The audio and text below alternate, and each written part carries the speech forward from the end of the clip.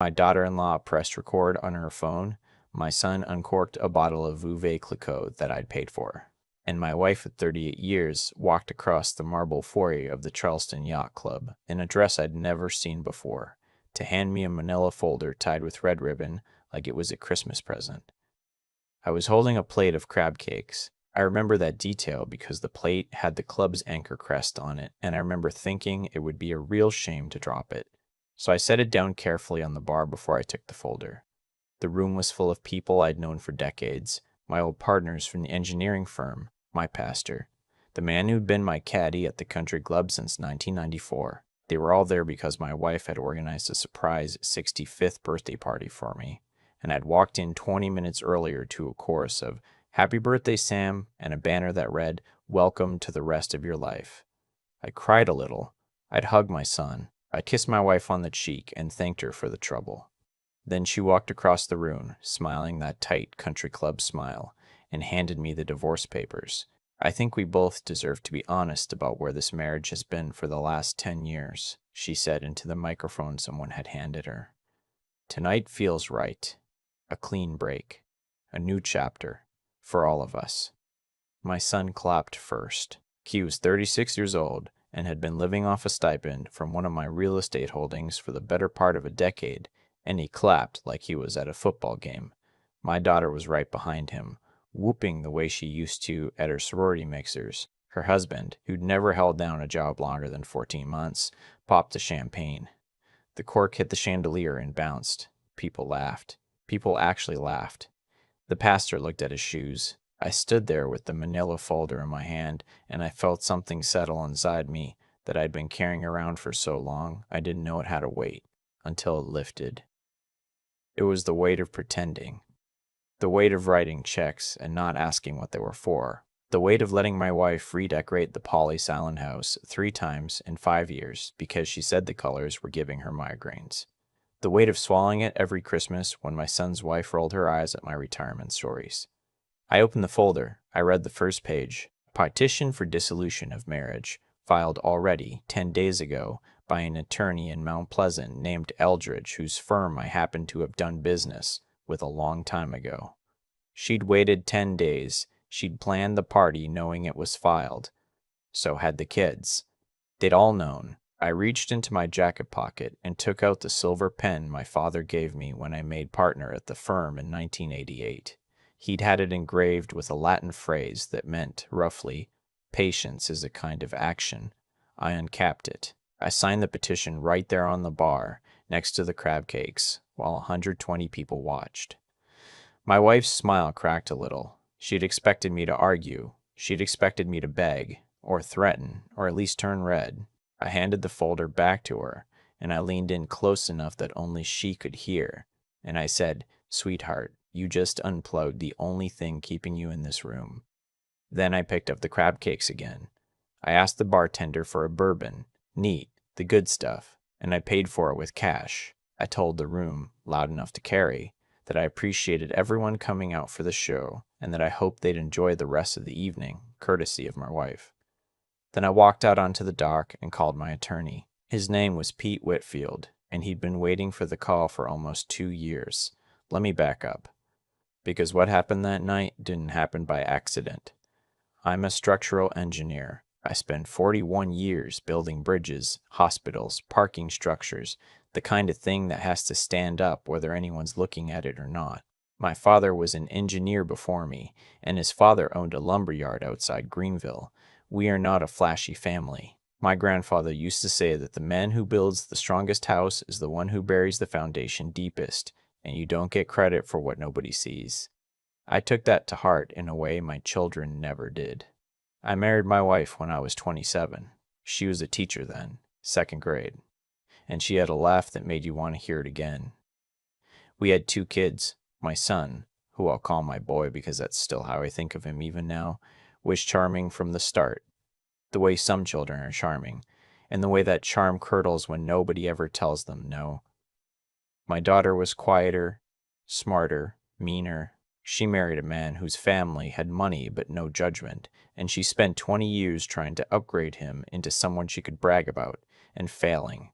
By the time I was 40, My firm had become one of the larger structural consultancies on the southeastern coast. By 50, I'd sold a minority stake to a national group and used the proceeds to start buying things. Quiet things. Commercial buildings in towns nobody talks about. A storage company that had 18 locations across South Carolina, Georgia, and the corner of North Carolina. A trucking outfit that hauled gravel for highway contracts. None of it sexy. None of it the kind of thing you'd brag about at a yacht club. My wife thought I was, in her words, obsessed with junk. She wanted the Marina condo in Charleston. She wanted the Mercedes. She wanted the membership at Kiowa and the renovated kitchen and the trips to Tuscany every other September. She got all of those. I never said no. I never said no, because by the time she started asking, I'd already understood something about the woman I married that I didn't want to look at directly. She didn't love me. She loved the version of her life that I funded. And there is a difference, and the difference matters, and the difference will eat you alive if you don't make peace with it. So, I made peace with it. The way I made peace with it was this. I called Pete Whitfield in the spring 2 years before the birthday party. Pete had handled some property work for me in the past. He was the only lawyer I trusted, the only one who'd never tried to upsell me on a service I didn't need. I told him what I'd been noticing. I told him about the way my wife had stopped looking me in the eye when she lied about where she'd been. I told him about my son's new habit of asking, casually, about my will. I told him about my daughter's husband, who'd taken to calling my real estate holdings our properties at Thanksgiving dinner. Pete listened. He didn't interrupt. When I was done, he said one thing. He said, Sam, the question is not whether they're going to come for it. The question is what you've left in front of them when they do. That was the seed. That was the beginning. Over the next 22 months, I did something quietly that most people don't have the patience to do. I rearranged my life. I moved the operational businesses, the storage facilities, and the trucking company and the commercial properties into an irrevocable trust. South Carolina has good trust law for this, if you know what you're doing, and Pete knew what he was doing. The trust had a single beneficiary, and the beneficiary was a charitable foundation I'd set up in my father's name to fund vocational scholarships for kids from the upstate. I was the trustee. As trustee, I had operational control over everything. As beneficiary in name, I had nothing. On paper, I owned almost nothing. I drew a salary from the trust for managing it, and the salary was modest, less than 200 grand a year, which is decent money, but not the kind of money that suggests an empire. The house in Mount Pleasant, the one my wife had decorated 3 times, was held by an LLC owned by the trust. The Marina condo, same. The cars were leased through the trucking company. The credit cards she carried were corporate cards on accounts that belonged to the storage business. Everything she touched, everything she spent, was running through a financial structure that did not, strictly speaking, belong to either of us. It belonged to a foundation that funded scholarships for kids who'd never heard of us. I didn't hide this from her. That's the part that's important. I didn't hide it. I just never explained it. She'd ask occasionally, in that bright voice she used when she wanted something, what the trust was for, and I'd tell her it was estate planning, and her eyes would glaze over the way they always did when I talked about anything that wasn't a kitchen renovation, and the conversation would end. I gave her every opportunity to ask the right question. She never asked it. Now, back to the dock. Pete picked up on the second ring. He'd known the call might come tonight. I'd told him about the party 3 weeks earlier, when I noticed my wife had started taking her jewelry out of the safe and putting it in a private deposit box at a bank in Somerville she thought I didn't know about. She filed 10 days ago, I said, Eldridge in Mount Pleasant. Pete made a small sound that might have been a laugh. Eldridge is a hammer, he said. He'll come in hot. You ready for everything? Everything, I said. Quotes. Quotes, too. Tonight, the house, give her 72 hours. I'm not a monster. Sam, he said, you're not a monster. You're a man who finally stopped paying for the privilege of being insulted at his own birthday party. Go home. Don't go home. Wherever you're going, go there. I'll handle it. I didn't go home. I went to a small cottage I kept on Folly Beach under one of the LLC's names. My wife didn't know about it. I'd bought it 11 years ago, intending to renovate it as a fishing place, and then I'd never quite gotten around to it because she'd always wanted to go to Italy instead. The bed had been made up by a property manager that morning. There was a six-pack of beer in the fridge, and a frozen pizza in the freezer, and a stack of paperbacks on the side table.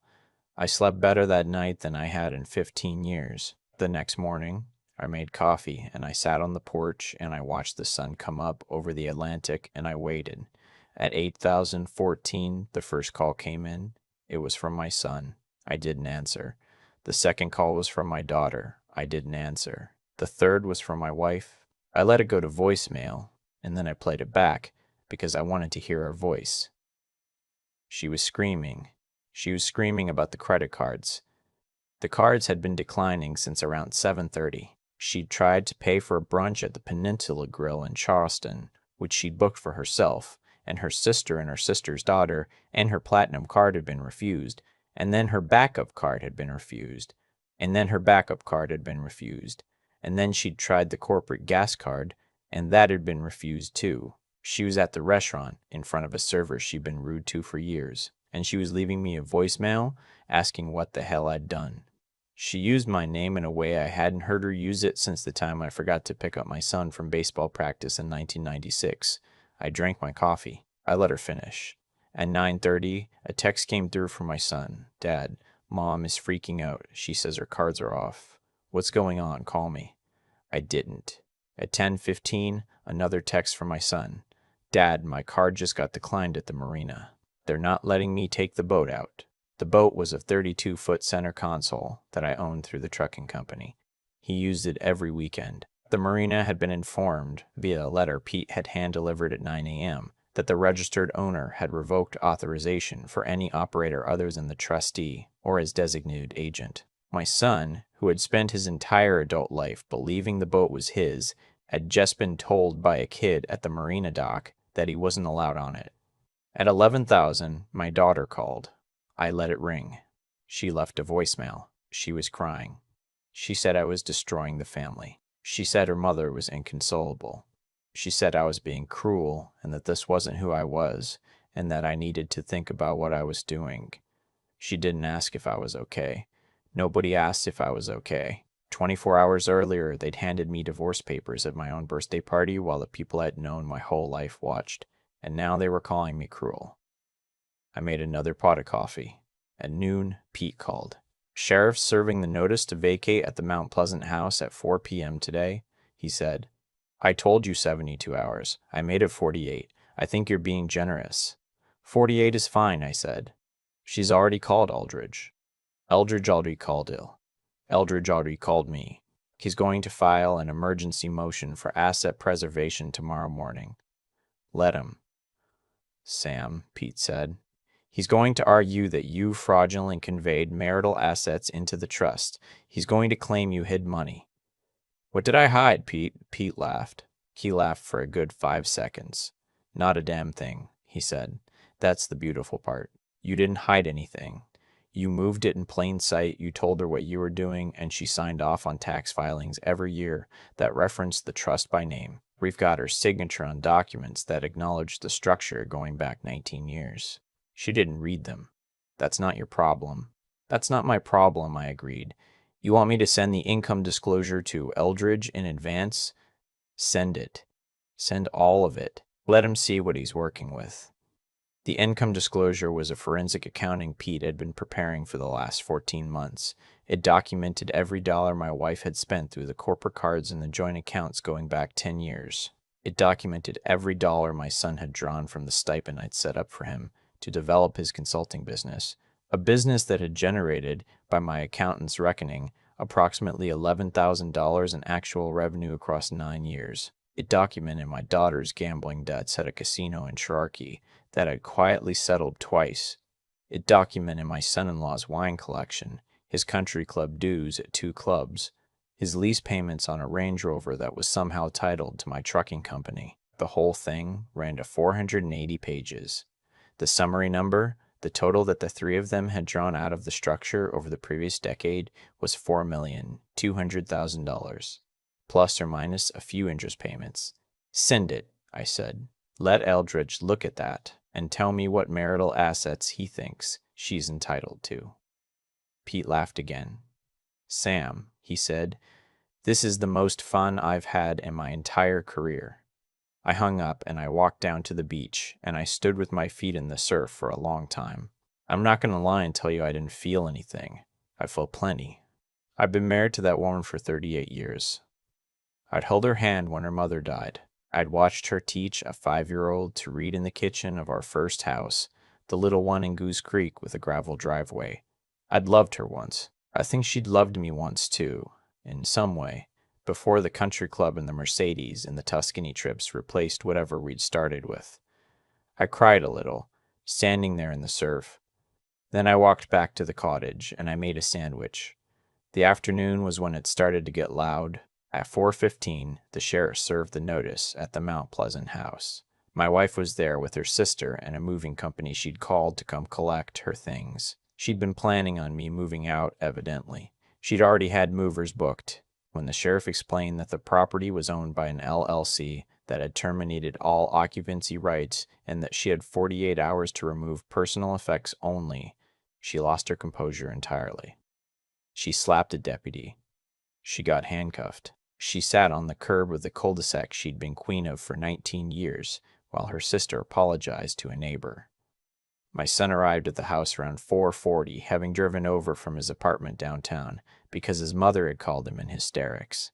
By 5 hours, he'd been informed by Pete, who'd shown up in person with a folder, that the stipend he drew monthly from the storage company had been terminated, effective the day before, due to dissolution of the qualifying family relationship under Section 7 of the consulting agreement he'd signed in 2016, which he'd also never read. My son had not held a real job in 9 years. He had $3,200 in checking, 4 credit cards that were corporate cards now frozen, a lease on a downtown apartment in his name, only that ran $2,800 a month, and a wife who he hadn't told yet. My daughter called her brother at 5:30 and learned what was happening. By 6:00, Head husband were at the Mount Pleasant house too, on the lawn, having a screaming argument with my wife about whether this was somehow my daughter's fault for being too aggressive at Thanksgiving. The neighbor across the street recorded most of it on her phone. I know because she sent it to me. She'd been a friend of mine for 26 years, and she'd never liked my wife. I watched the video twice. I'm not proud of that, but I watched it twice. The first court hearing was scheduled for the following Tuesday, 3 days later. By then, my wife had moved into a hotel that she was paying for with cash her sister had loaned her. My son had sold his watch to make rent. My daughter and her husband had retreated to her in-laws' place in Beaufort, where her father-in-law, who'd never liked her, was apparently making her wash dishes. The whole structure that had been holding their lives up had been pulled away in 72 hours, and what was left was 3 adults in their 30s and a 62-year-old woman who had never, not once, lived on the actual product of their own labor. The hearing was something. Eldridge came in hot, the way Pete had said he would. He argued fraudulent conveyance. He argued breach of fiduciary duty between spouses. He argued that the trust was a sham. Pete let him talk for 40 minutes. Then Pete handed the judge the 480-page disclosure and the 19 years of tax filings my wife had signed, and the sworn deposition of my longtime accountant, attesting that the trust structure had been disclosed to my wife in 2005, 2009, 2013, and 2018, with documentation each time. The judge, a no-nonsense woman in her late 50s who'd grown up in McClellanville and had no patience for theatrical Charleston lawyers, read the summary for 90 seconds and looked over her glasses at Eldridge. "Counselor," she said, "your client signed acknowledgments of this structure 4 times in 20 years. She drew $1.6 million from corporate accounts owned by the structure over the last decade. Your motion for preservation of marital assets is denied. Your motion for emergency support is denied. Your client has standing to sue for division of the personal residence in Mount Pleasant if she can demonstrate marital ownership, which, based on what I'm looking at, she cannot. We're adjourned." My wife made a sound I'd never heard her make before. It was not crying. It was something else. A wounded animal sound. I almost felt sorry for her. Almost. Outside the courthouse, on the steps, she caught my arm before I could get to the car. Her hand was thin. She'd lost weight in 3 weeks. Sam, she'd lost weight in 3 weeks. Sam, she said. Sam, this isn't right. We have been together our whole adult lives. You cannot do this to me. You can't. I looked at her. I really looked at her. I tried to find the woman who taught second grade and laughed at my terrible jokes in 1986. She wasn't there. The woman in front of me was someone I'd lived with, paid for, escorted to 1,000 functions, but I didn't know her. I'm not sure I ever had. I'm not doing anything to you, I said. I'm finally not doing anything for you. There's a difference. She started to cry. I let her. I got in the car. I drove back to Folly Beach. The next 4 months were a slow, ugly unwinding. My son, faced with actual bills and no income, took a job at a logistics warehouse in North Charleston through a connection of Pete's. He didn't know it was through a connection. He thought he'd applied independently. The warehouse, I should mention, was a customer of my trucking company, but my son didn't know that either. He worked third shift. He came home with his back hurting. He lost the apartment downtown and moved into a one-bedroom in a part of town his mother used to refer to, with a wrinkle of her nose, as not really Charleston. His wife filed for divorce 8 weeks after he started the warehouse job. She'd married a future, and the future had evaporated, and she was 31 and not interested in being patient with a man who hadn't earned anything in a decade. My daughter and her husband moved to Beaufort permanently. Her husband took a job selling kitchen appliances at a big box store. She took a job at a dental office answering phones. The Range Rover went back to the trucking company. The 2 country club memberships lapsed. Her in-laws kept her there mostly out of obligation, and her father-in-law, who I'd always thought was a decent man, called me one evening in October to tell me he respected what I'd done. He'd watched his son squander a decade on my dime, he said, and maybe now both of them would learn something. I told him I hoped so. I wasn't sure I believed it. My wife was the hardest to watch. She moved in with her sister in West Ashley into a guest bedroom that had been designed for a teenager.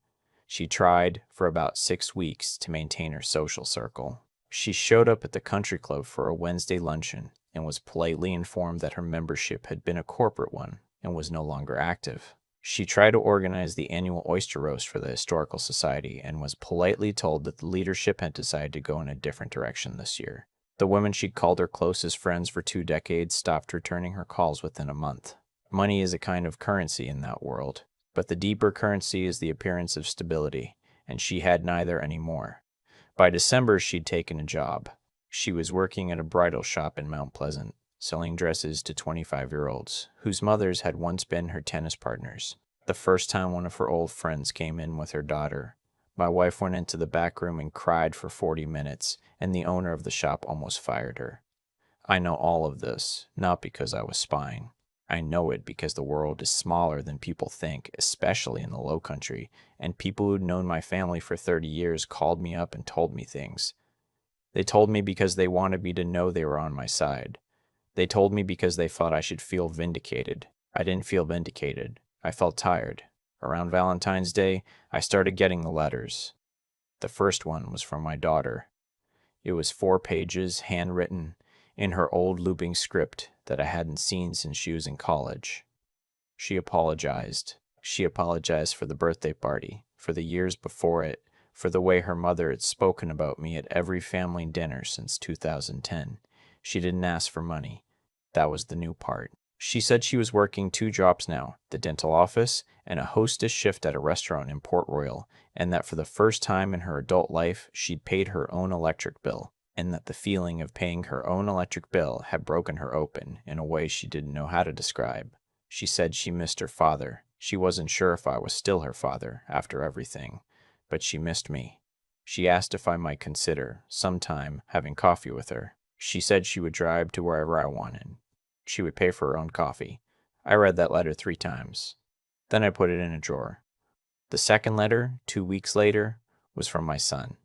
His were shorter and worse, in the way that men's apologies are usually worse. He didn't really apologize for anything specific. He just said he understood now that he'd been a fool and that the warehouse job was hard, and that he was learning things he should have learned at 20, and that he was sorry he was learning them at 36, and that he didn't expect anything from me, but he wanted me to know he was learning. He'd written it on the back of a meeting agenda from the warehouse.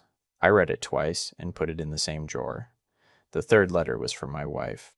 I didn't open it for almost a week. When I did, I read 3 lines and put it down. I don't want to tell you what those 3 lines said, because they were real, and they were hers, and she's a private person even now, and the woman she's becoming isn't the woman I divorced. I will tell you that I cried, sitting on the porch of the cottage at Folly Beach, with a cup of coffee that had gone cold, and that the crying was different from the crying I'd done in the surf 6 months earlier. That one had been for what I'd lost. This one was for what she was finally beginning to see. I didn't write back. Not to any of them. Not yet. What I did instead that spring was go to Greenville. I drove up alone, and I sat in the parking lot of the lumber yard my grandfather had owned, which had been turned into a Dollar General sometime in the 1990s, and I thought about my father and what he might have said about all of this. I thought about my grandfather, who'd raised 3 kids, on what he made selling 2x4s to contractors, and who'd never owned a tuxedo, and who'd been buried in a church suit he'd bought in 1960. I thought about what kind of man builds a foundation deep enough that nobody can knock the house down, and what kind of man builds the house in the first place, and whether I had really built anything, or whether I'd just bought a lot of things and called it a life. I drove back to Folly Beach that night. I took out the letters. I read them all again. The next morning, I called my daughter. I told her I'd have coffee with her. I told her to come to a diner in Walterboro, halfway between her place and mine, on a Saturday. I told her to come alone. She cried on the phone. I let her. That coffee was the first one. There have been others since. I called my son a week after that. We met at the warehouse where he works on his lunch break, and I bought him a sandwich from the truck that comes to the lot. He'd lost weight. His hands had calluses. He looked, for the first time in his adult life, like a man instead of a boy in a man's clothes. We talked for 38 minutes about nothing important. He asked me about the trucking company. He asked, almost shyly, if I'd ever consider letting him interview for a dispatcher job, not as a favor, just as a candidate. I told him to send a resume to the HR director and not to mention me. He sent it. He didn't get the job. He's working on it. My wife, I haven't spoken to. Not yet. Maybe not ever. The letters keep coming, about 1 a month, and they get shorter and quieter and more honest, and one of them, the most recent one, didn't ask for anything at all. It just said that she'd been thinking about the Goose Creek house, the little one we'd started in, and that she'd driven past it last weekend and stood across the street for an hour, and that she remembered things she hadn't let herself remember in a long time. I think about her sometimes. I think about whether the woman in those letters is the woman I married, finally surfacing again after 30 years underwater, or whether she's a stranger who learned to mimic her. I'm not sure I'll ever know the difference. I'm not sure I want to. What I'm doing now, what I'll probably keep doing, is this. I'm 66 years old. I run a foundation that paid out 341 vocational scholarships last year to kids in the upstate of South Carolina who'd never have gotten to junior college otherwise. I live in a cottage on Folly Beach that has a porch and a screen door that slaps when the wind comes off the ocean. I'm seeing a widow named Margot who teaches piano at the community college in Charleston, and who has never asked me what I do for a living, because she doesn't care. She makes me laugh. I haven't laughed like this since I was 32. The trust still owns everything. It will keep owning everything until I die, and then the foundation will own it, and then it will keep owning it long after I'm gone, paying for kids whose names I'll never know to learn how to weld and frame houses and fix HVAC units. My grandfather would have liked that. My father would have liked that. Neither of them would have understood half the things I just told you, but they'd have understood that part. People ask me, sometimes, whether I have any regrets. They ask if I think I went too far. They ask if maybe I should have warned my wife about the structure, or pulled my son aside at 25 and told him to get a real job, or sat my daughter down at 16 and explained that money doesn't make people respect you, it just makes them perform respect, and there's a difference. I think about it. I think about it a lot. The honest answer is that I went exactly as far as I needed to. Not an inch further. I didn't take anything from them that wasn't already mine. I just stopped giving it. I didn't punish them. I let consequences finally happen to people who'd been protected from consequences their whole lives by me because I was scared of what would happen to my marriage if I ever said no. And when the consequences came, two of my children eventually found their way to something resembling adulthood, and the third, the one I was married to, is still finding hers and may not get there. And that's not something I can fix for her. That's something only she can do. If you're sitting somewhere watching this on a phone or a laptop and you recognize any piece of what I just described, the slow draining of respect, the watching your children clap at the wrong moments, the way the people you've spent your life supporting talk to you when they think you're not in the room. I'll tell you what an old engineer told me one time when I was 26 and didn't understand what he meant. He said, "The foundation doesn't care what the house looks like. The foundation only cares whether it was poured right. Pour it right and then live your life. Don't apologize for the depth of it. I poured mine right. It took me 40 years to understand that, and I almost waited too long, and I didn't. I'm going to go make a pot of coffee now. Margot's coming over later. The pelicans are out on the water. The screen door's slapping in the wind. I'm finally at 66, exactly where I'm supposed to be. I sat on the porch this morning with a cup of coffee that had gone lukewarm before I noticed, and I thought about a sentence my grandfather used to say when he was teaching me to lay a foundation. He'd say that concrete doesn't lie. You can paint a wall any color you want. You can hang nice curtains. You can tell yourself the house is fine, but the concrete underneath either holds or it doesn't, and no amount of decoration changes that. For 38 years, I painted walls. I painted them every color my wife asked for. I let my son believe he was a businessman because saying otherwise would have caused a fight at the dinner table. I let my daughter call her gambling debts investments because the alternative was watching her cry. I told myself that keeping the peace was the same thing as being a good father. It wasn't. It was the opposite.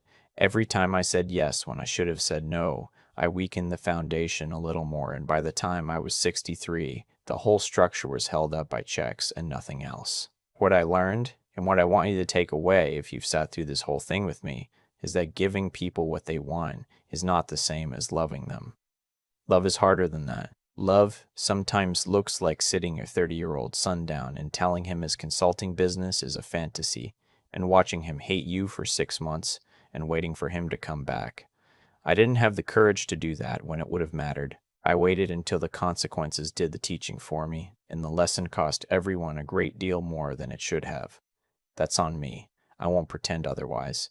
But here's the other piece, and this is the one I want you to hold on to. Character isn't something you have. It's something you build, the same way you build a bridge. One piece at a time, mostly out of sight.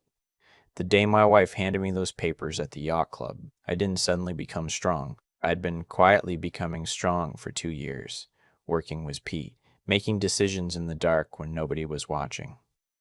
The patience my father's pen reminded me of every time I uncapped it, that wasn't a virtue I was born with. It was a discipline I chose, late, after a lot of years of being weak in ways I wouldn't admit. My daughter is learning that now, paying her own electric bill. My son is learning it at the warehouse, with his hands raw at the end of a shift. Margot taught me something too, just by never asking what I did for a living, that being respected for the right reason is worth more than being needed for the wrong one. If you're somewhere in your own house, watching the walls you painted start to crack, I'll tell you what I wish someone had told me at 40. Pour the foundation right. Say the hard thing while it's still small. Don't apologize for the depth of it. The people who love you for who you are will still be there when the paint comes off. The rest were never really there to begin with.